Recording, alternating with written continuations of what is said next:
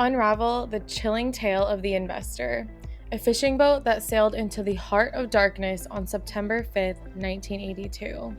Amidst the picturesque Alaskan town of Craig, a web of mystery and tragedy unfolded, leaving behind unanswered questions and haunting memories.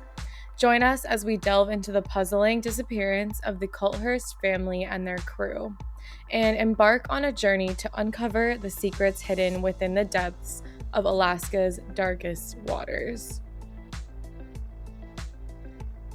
Hey dudes, welcome to the Weird and Wicked podcast.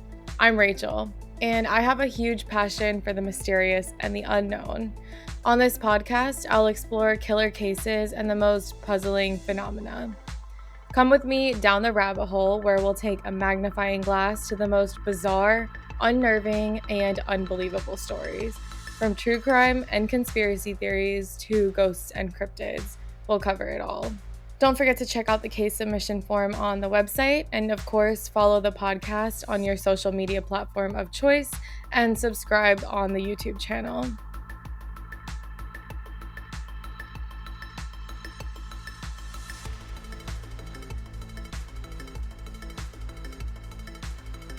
So today we don't have Kristen again, unfortunately. I'm doing another episode solo today, but this one's pretty interesting. We have been wanting to do this one for a while. To this day, this case is still unsolved, and it seriously baffles me. The events that led up to it, how the investigation was handled, how this crime scene was handled, and pretty much the overall weird stuff that happens in this whole entire story. So stay tuned and I hope you enjoy it. Let's get into it. On September 5th, 1982, the small town of Craig, Alaska, buzzed with the arrival of numerous fishing boats as the summer fishing season drew to a close. Eager young fishermen anticipated their hard-earned pay after months spent at sea. Among them was Mark Coulthurst, who had been in Craig for the season as the captain of the Investor, a 58-foot fishing boat and troller. Loaded up with an impressive haul of 77,000 pounds of pink salmon, the Investor docked at the bustling North Cove dock. On board with Mark were his cousin Mike Stewart, aged 19, as well as Jerome Keown, Dean Moon, and Chris Heyman. Mark's wife, Irene Coulthurst, who was 3 months pregnant, also accompanied him along with their young children, Kimberly, aged 5, and John, aged 4. So that night of September 5th, the family planned to celebrate Mark's birthday. He, Irene, and their 2 children decided to venture into town after a long day and made their way to a restaurant called Ruth Ends. Meanwhile, Dean Moon and Jerome Keown rendezvoused with John Kenneth Peel, an actual former member of the crew, to engage in a drug transaction. Peel had familiarity with the crew due to his previous involvement with them. There is a little bit of uncertainty regarding whether the 2 other individuals, Mike Stewart and Chris Heyman, disembarked from the boat and joined them into town, as no one could recall seeing them that night there. It's pretty possible that they just stayed on the boat and didn't go into town at all. After dinner, Mark and his family returned to the boat to unwind for the night. Adjacent to the Investor, the 2 neighboring boats had hosted a party to celebrate a successful season. Several crewmates recollected seeing Mark and his family re-enter the Investor, with John exchanging greetings with some of them. According to these witness accounts, the Coulthurst family was alive and well at that point in the night. Despite a storm hitting the area and unleashing powerful winds, the festivities from the 2 boats persisted throughout the night. The noise generated by the storm and the ongoing celebration from these boats could be a reason why nobody was alerted to the impending events. All right, so on the morning after September 5th, it's now September 6th, as the sun is beginning to rise, a crew member from the Decade boat strolled towards the docks and noticed something peculiar. The Investor was slowly drifting away. While this observation didn't initially raise many alarms, what caught the crew members' attention were the pristine tie-down lines left abandoned on the dock. Such negligence was highly unusual, and it was customary for crews to retrieve and stow them when they weren't in use or when a vessel was leaving the dock. Curiosity led the crew member to take a closer look, and to their surprise, they spotted someone at the helm of the Investor who even waved back in acknowledgement. Within minutes, the captain of the Decade also witnessed the presence of an individual on the Investor's deck, presumably the same person who had been piloting the boat. However, these sightings didn't spark any significant concern among the crew. They merely assumed that Mark, the owner of the Investor, had decided to set off early and everyone kind of went on with their day. So they're noticing this weird sort of stuff, but it's not enough to raise alarm bells at this point. So the captain of the Decade is just kind of going on with his day, sort of like business as usual. A little over an hour later, around 7:30 a.m., a crewman from another boat noticed the Investor anchored near Fish Egg Island, situated across the harbor from Craig, which is that main city there.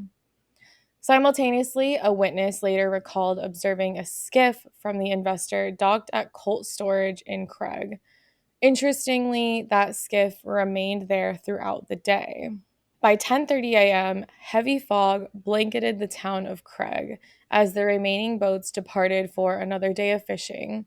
The memory of the Investor gradually faded from the fishermen's minds.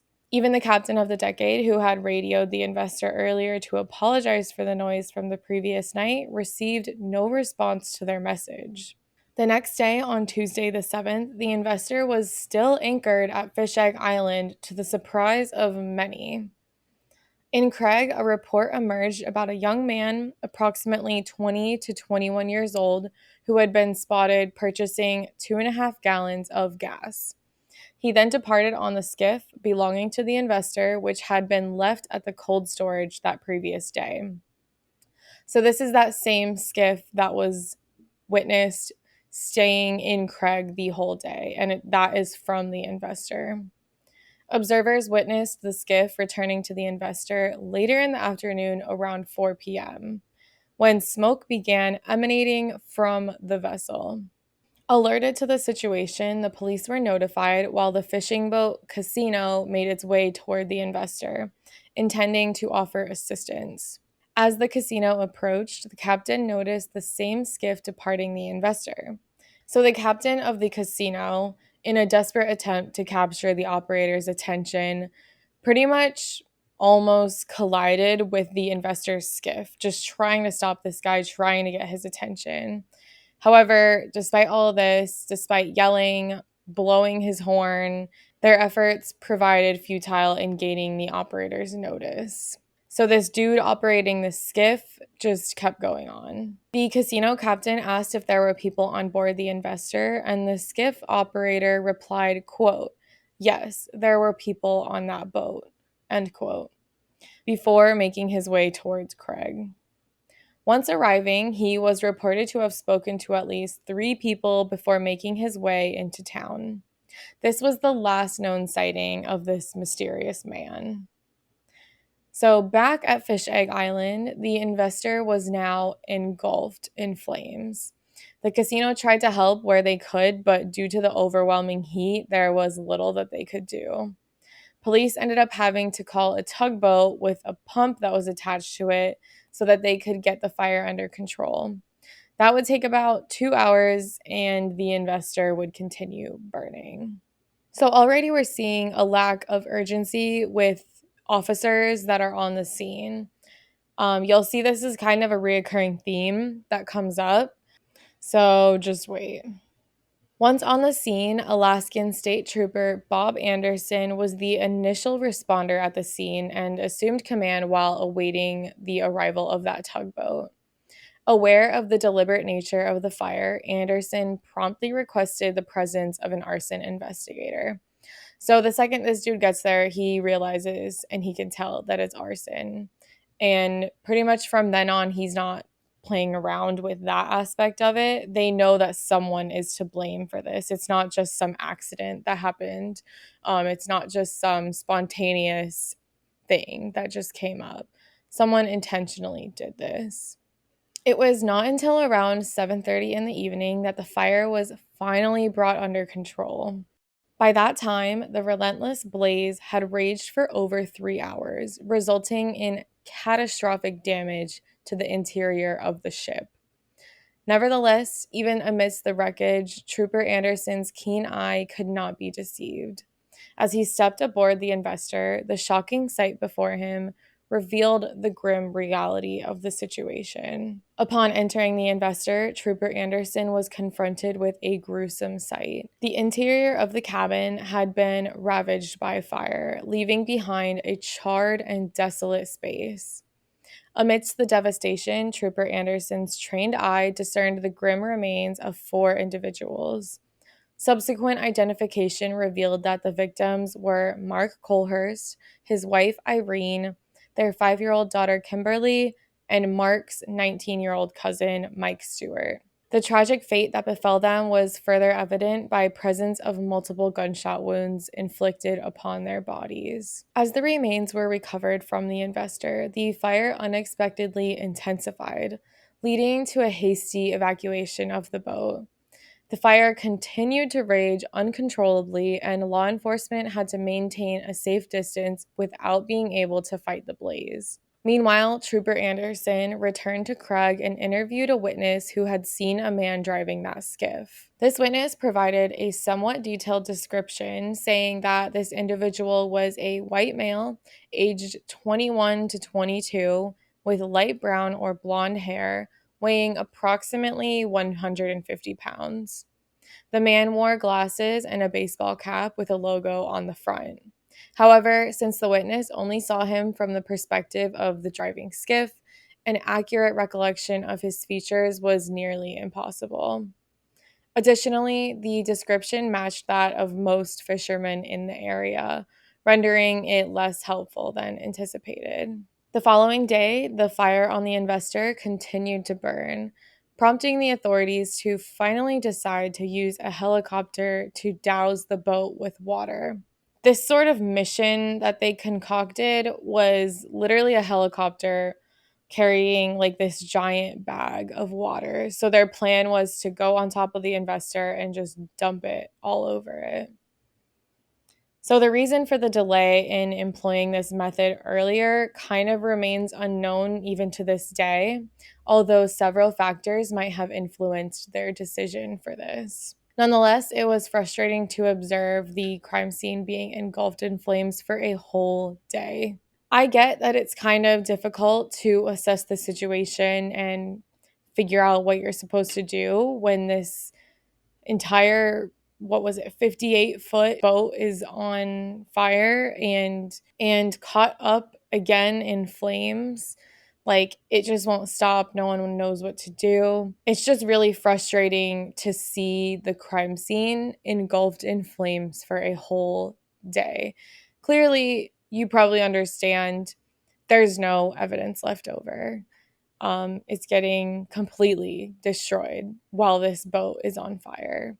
So, as much as they probably wanted to do something, the fact that it was on fire for that long is just so disheartening. I just don't understand why they couldn't have figured something out like sooner and kind of treated this as an extreme emergency situation. They just sort of let it happen, at least from my point of view and from the research that I did.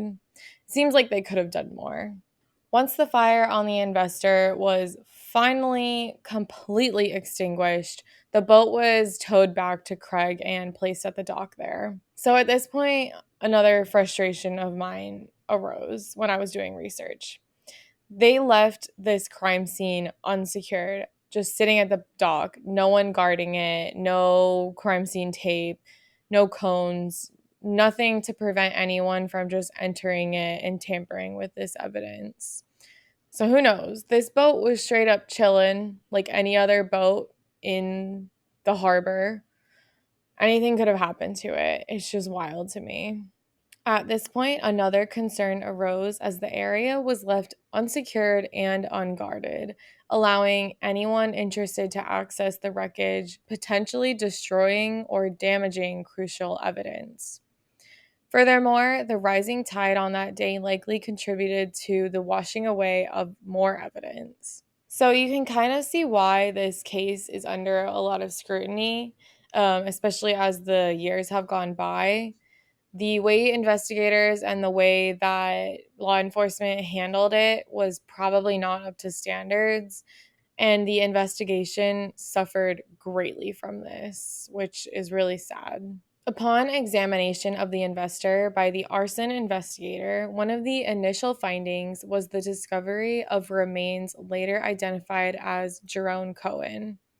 Various bone fragments were found and collected, but it was impossible to definitively determine if they belonged to Chris Herman or Dean Moon. Unfortunately, the remains of 5-year-old John Coulthurst were never found, leading investigators to believe that he was completely consumed by the fire due to his smaller size. After investigating the investor, the police concluded that a total of 8 people had been killed. The authorities now faced the challenging task of identifying the person responsible for this heinous crime, and they already had a prime suspect in mind. However, their suspect matched the description of many individuals on the island. Remember, this is their season of fishing up there. There are a ton of fishermen. They're all wearing hats. A lot of them probably have glasses. A lot of them are probably young men. So this is like finding a needle in a haystack for police, pretty much. In the immediate aftermath of the investor fire, law enforcement faced overwhelming challenges not only in piecing together the crime scene itself, but also addressing the demands from the city of Craig for answers during the investigation. So people are really wanting to know what was going on. I'm not sure if anyone knew that it was on purpose. People might have thought it was an accident. There were probably news outlets going crazy about this story, about this boat that was on fire for pretty much 2 days straight. So I can imagine the frenzy that happened in this small city after this incident. Autopsies were conducted on the remains recovered from the investor, resulting in the identification of Mark and Irene Coulthurst. An intriguing detail emerged from the gunshot wounds. The preliminary indications revealed to Alaska law enforcement and later to the media that Mark and Irene Coulthurst may have been victims of homicide and potentially died before the fire. This same conclusion applied to Kimberly Coulthurst and Mike Stewart, indicating that they were killed prior to the fire's occurrence. Considering the sequence of events at the scene, it is difficult to dispute this theory. As the investigation progressed, it became evident just how mishandled certain aspects were. For instance, a female officer was informed about the skiff seen leaving the investor and docking at Craig. However, instead of impounding the skiff, she merely inspected it and left, assuming that any evidence would have been washed away by the rain. This oversight was just one example of the mishandling that occurred. Obviously, I've given you my 2 cents on this, but like, are you kidding me? We can't be doing this. This is a full ass crime scene, and we're just leaving it be overnight in the rain, not securing any of the crime scenes. Like, there could be valuable information on the skiff, on the boat, and they're just like, nah, it's okay. I looked over, I gave it a once over, I didn't see anything. We need to be combing through these boats and finding any trace that would give you any inkling of what happened in the crime scene. This oversight was just one example of the mishandling that occurred. Meanwhile, law enforcement developed a theory about the events of the night of the 5th. According to this theory, when Mark and his family returned to their boat after dining at the restaurant, they were ambushed. The reasoning behind this theory stemmed from Irene still wearing the same clothes as she was seen in that night. It was suggested that the absence of gunshots being heard was due to the noise from the lively party on both the Defiant and the Decade, which were like the next 2 closest ships to the investor. The fire in this theory was conceived as an afterthought or a plan B. Upon examining the investor, the police noticed that the seacocks, which are essentially a valve on the hull of a boat, which permit water to flow into the vessel. So these seacocks were left open, leading people to believe that the perpetrator may have initially intended to anchor the boat and sink it. However, due to the heavy fog obscuring visibility, the decision to set it on fire instead was made. Despite endless analysis and theorizing, the investigation made little progress in identifying any suspects for over a year. Frustration grew among law enforcement personnel as they felt no closer to apprehending the responsible party. Eventually, with the accumulation of more eyewitness accounts, a detailed sketch of the suspect was released to the public. Almost immediately, several individuals came forward, noting the striking resemblance in the sketch to John Kenneth Peele. Remember that guy? The same individual mentioned earlier, and someone with a troubled history involving Mark Coulthurst. On September 10th, 1984, more than 2 years after the crime took place, John Kenneth Peele was arrested and faced charges of arson and 8 counts of murder. However, the evidence against Peele was largely circumstantial. The witness report claimed that Peele was seen in the skiff and acquiring gasoline, suggesting a motive for the crime, since he had previously worked for Mark but was dismissed due to his consistent alcohol and drug abuse. The prosecution aimed to portray Peele as a drug user and seller with a grudge who sought revenge against Mark and his family. The theory also suggested that the other crew members were killed out of jealousy for being replacements and to eliminate loose ends. While this narrative may seem plausible, it is crucial to exercise caution as it can lead to fitting every piece of evidence into a preconceived story. So while this might seem plausible, I think it's really important to remember that once you have an idea of the story, you can't then go and take evidence and fit it into that story. That's just a recipe for disaster. That's a recipe for a mistrial. And it's just completely unfair to the investigation as a whole. During the court proceedings, the defense scrutinized the prosecution's theory, beginning with the eyewitness reports that implicated Peele in purchasing the gasoline and operating the skiff. They highlighted multiple inconsistencies in the testimonies of these witnesses and brought attention to the cases where their stories had changed over the course of the 2 years. Moreover, individuals who had seen the skiff driver remarked on the difficulty, if not the impossibility, of providing an accurate description. I can understand this. When you see someone, like 10, 15 feet away on the boat, you're not going to see their details of their face or like their bone structure, really. And especially if he's wearing a hat, how are they seeing his hair? How are they seeing all these little details and then making a accurate description of him? So I can see where the prosecution is coming from right here. The defense also challenged the motive of revenge, arguing that while John and Mark did have a falling out, the reaction of murdering Mark and his entire family seemed excessive and like an extreme overreaction. Additionally, considering there were 6 other individuals besides John Peele, it raised questions as to how one person could overpower them, even if there were 2 children.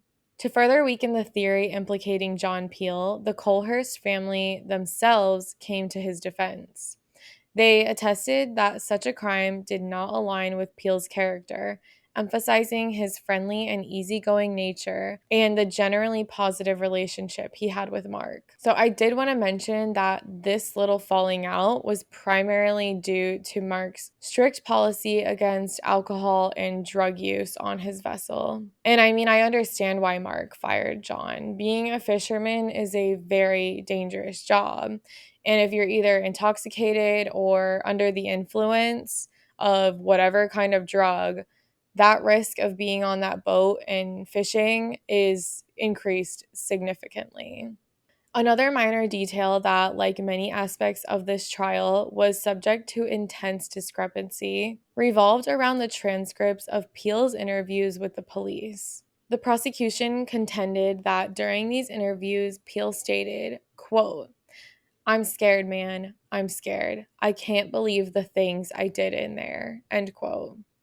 While this statement may appear damning, the defense argued that Peel actually said, quote, I'm scared, man. I'm scared. I can't believe you all think I did that. End quote. This was just one example among the many instances of conflicting information presented during the trial. Both the prosecution and the defense were scolded by the judge for the contentious nature of the proceedings. In fact, there were occasions when the prosecutors and appeals lawyers engaged in courtroom arguments amongst themselves. Moreover, allegations arose regarding witness intimidation by the prosecution, mishandling of evidence by the police, and the presence of a witch hunt atmosphere where someone needed to be arrested for the crime, regardless of guilt. Again, this happens so often where investigators or authorities on the case get set on one dude, one person. And as they're doing their investigation, they're finding certain aspects or certain circumstantial evidence that points to this one person, and they fit it into that box. They fit it into that preconceived story that they have in their heads. They don't care if they're guilty or not. They want to arrest someone. They want someone to be responsible for the crime, and they want their investigation to be over with for the most part. Of course, this doesn't happen all the time. There are some really stand-up police agencies who do the right thing and do amazing investigative work. But of course, there's these stories that come up a lot where it's just rushed. They're just trying to get this one dude that they're just gunning for. The most significant source of contention lay in eyewitness statements, kind of as we've mentioned before. Some claimed to have seen John Peel arguing with Mark on the night of the crime, while others asserted that they witnessed a friendly conversation between the two. Certain individuals reported seeing John with a rifle on the dock, while others stated that the same rifle had been locked away throughout the night. Which, how do witnesses know if the rifle is locked up on the boat? I mean, I guess that's not neither here nor there, but that's just something that I was thinking about when I was researching this. The conflicting witness statements weakened any arguments made from the perspective of both the prosecution and the defense. Eventually, John Kenneth Peele's trial concluded with a hung jury, as 7 jurors voted for acquittal and 5 voted otherwise. 2 years later, Peele was retried for the crime, with no substantial new evidence presented and the defense choosing not to call any eyewitnesses. The risky strategy paid off, as 3 months later, John Kenneth Peele was found not guilty and all charges against him were dropped. While Peele's court case concluded, the investigation into the investor case was back to square one. Nearly 6 years had passed since the crime, yet no new suspects had been identified, leaving the families without closure. So there are a few theories of what actually happened to the investor, and just keep in mind that these are complete speculation. None of it is considered conclusive or definitive, and technically in law enforcement isn't even following up on this case at all anymore. It's closed in their eyes. Following John Kenneth Peele's acquittal, the investigation into the investor case reached a standstill. In Craig, where these cases gained significant attention, many believe that Peele was responsible for the crime and acted alone. Given the reported strained relationship between Peele and Mark, it's understandable why there could be hostility between the two men. Losing a job is never easy, and feelings of anger are a natural response. However, it's a little bit crazy to think that someone would kill an entire family just because they were fired. Additionally, conflicting reports of John and Mark resolving their differences in the past add further uncertainty. Another theory suggests that Mark's success in the fishing business, evident from his ownership of the impressive 58-foot state-of-the-art investor, may have driven Peele's anger and resentment to the breaking point, leading him to resort to murder. Although this explanation seems straightforward, sometimes the most plausible answer is indeed the correct one in violent cases. And another theory that is circulating is that John Kenneth Peele, being a fisherman himself, had a strong understanding of boats and their workings. On the morning when the investor was taken to Fish Egg Island, it was reportedly anchored there with the seacocks opened, like we mentioned. This suggests that someone with the knowledge of boats deliberately left them open, potentially intending for the boat to sink effortlessly.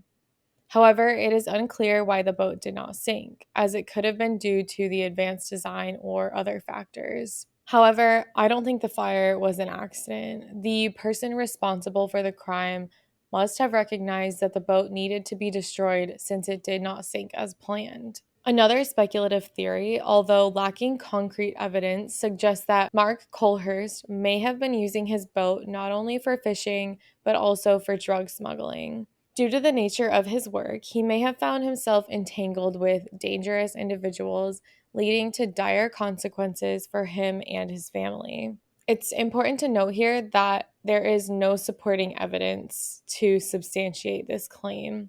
However, the theory emerged due to the substantial value of the investor, priced at over $800,000, and Mark's relatively young age of 28. The acquisition of such an impressive vessel raised eyebrows regarding how he could afford it. Furthermore, rumors circulated about the fishing industry being susceptible to enemies given the presence of significant sums of money.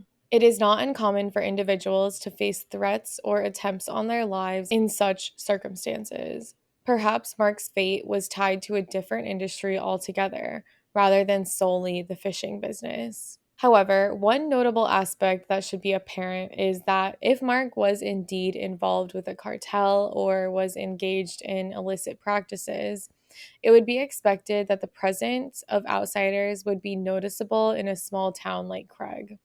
Yet there are no reports of suspicious individuals or any conspicuous activities. Admittedly, the town was frequented by various people coming and going from boats, and many remarked that all their faces seemed similar. Still, it's hard to believe that if several outsiders arrived and then disappeared, it would have gone unnoticed by at least a few individuals.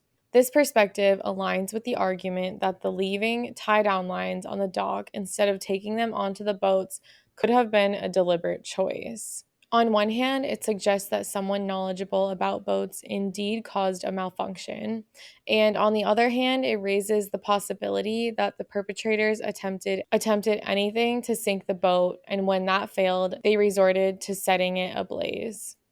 Another theory that intrigues me involves an individual who was present in Craig on the night of the 5th.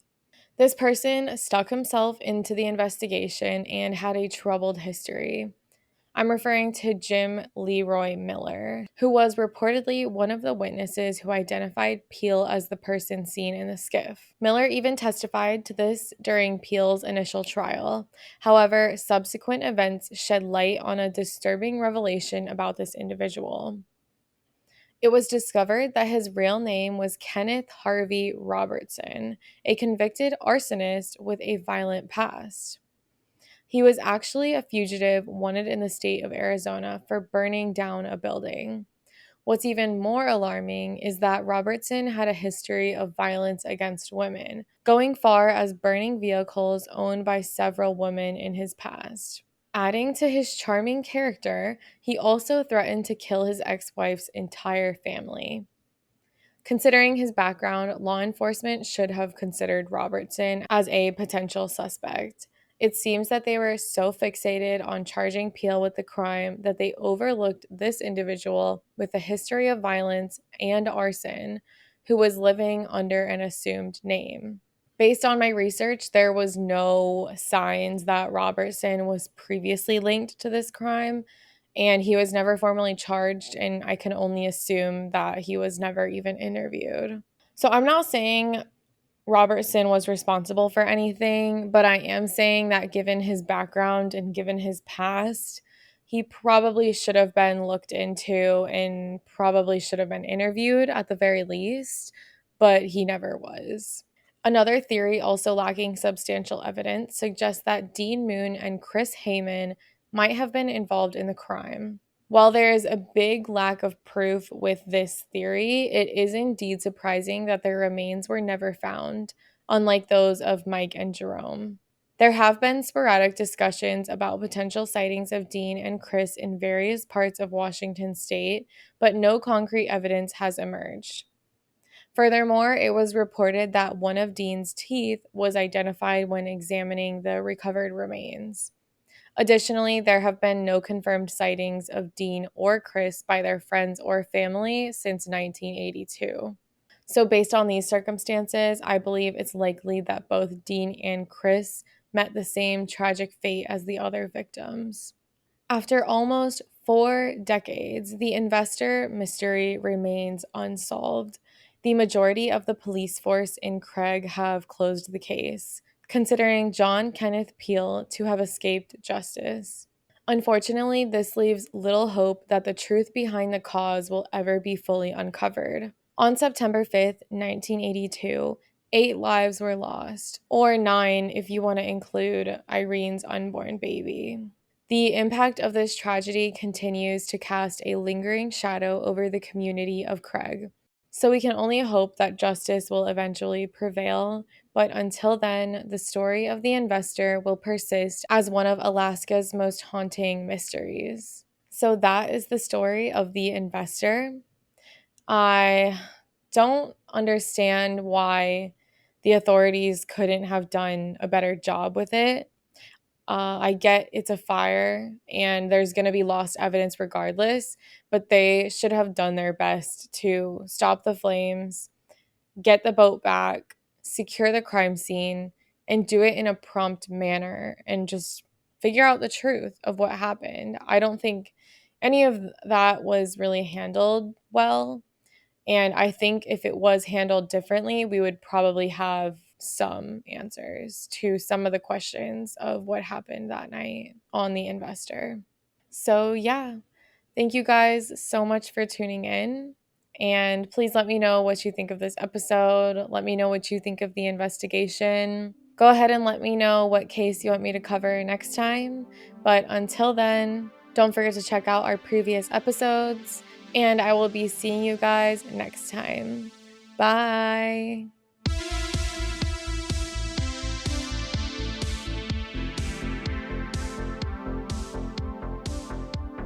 Thanks for listening to the Weird and Wicked podcast. If you enjoyed this episode, make sure to drop a like and leave us a review.